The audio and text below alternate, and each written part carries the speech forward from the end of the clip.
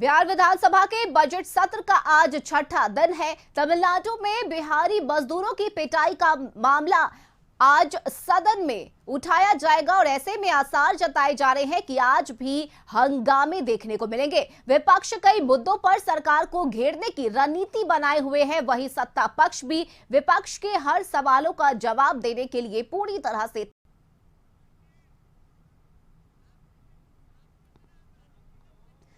तो बता दें आपको कि आज भी सदन में हंगामे के आसार हैं। बिहार विधानसभा के बजट सत्र का आज छठा दिन है और ऐसे में विपक्ष ने कई रणनीति बनाई है, जिसके तहत आज सदन में सरकार को घेरने की कोशिश विपक्ष की तरफ से की जाएगी। वहीं आज तमिलनाडु का मुद्दा एक बार फिर से सदन में उठाया जा सकता है। वहीं दूसरी तरफ अगर बात करें तो सरकार ने भी पूरी रणनीति बनाई है।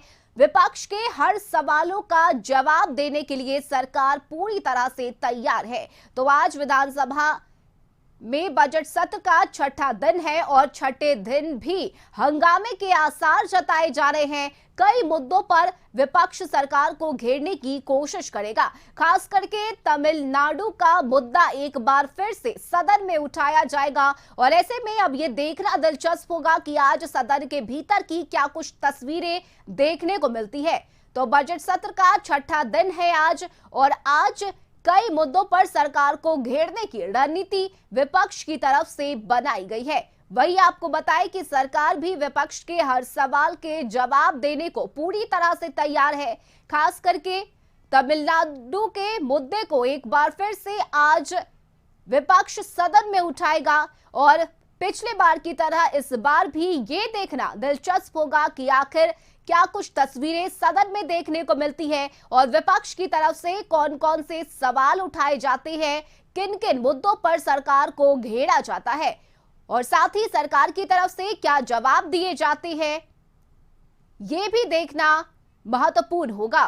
तो आज बजट सत्र का छठा दिन है और छठे दिन भी हंगामे के आसार है और इस वक्त हमारे साथ संवाददाता मरगूब आलम हमारे साथ जुड़ चुके हैं। मरगूब, बजट सत्र का छठा दिन है लेकिन आज भी कई ऐसे मुद्दे हैं जिस पर सरकार को घेरने की कोशिश विपक्ष की तरफ से की जाएगी। खास करके तमिलनाडु का जो मामला है वो एक बार फिर से लग रहा है कि सदन में उठाया जाएगा विपक्ष के द्वारा।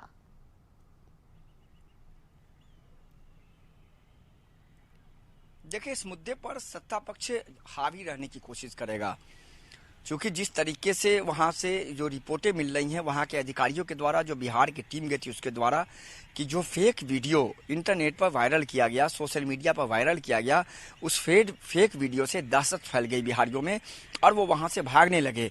लोगों में इस बात का मैसेज गया कि बिहारियों को वहाँ पीटा जा रहा है। हालांकि जो कुछ एक आध दो घटना हुई थी वो आपस में हुई थी, वो कोई इतना बड़ा मामला नहीं था जो तमिलनाडु पुलिस बता रही है और जो वहाँ के अधिकारी बता रहे हैं, जो बिहार सरकार ने भेजा है, जिनमें कई IAS IPS अधिकारी हैं।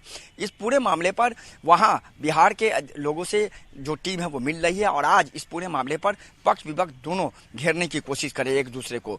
दूसरा जो सबसे महत्वपूर्ण है कि अगर आज इस पूरे मामले पर या किसी अन्य मामले पर हंगामा होता है, आज सदन के अंदर प्रोटोकॉल को तोड़ा जाता है, तो बिहार विधानसभा के अध्यक्ष ने फ्राइडे को ही यह कह दिया था कि इस मामले में अब कार्रवाई होगी। इस पर भी विपक्ष बहुत हंगामा करेगा और इस पर विपक्ष पूरी तरह से सत्ता पक्ष और बिहार विधानसभा के अध्यक्ष को घेरने की कोशिश करेगा कि जनहित के मुद्दे को उठाने के बाद अगर बिहार विधानसभा से उन्हें निष्कासित किया जाता है तो ये मंजूर है उन्हें।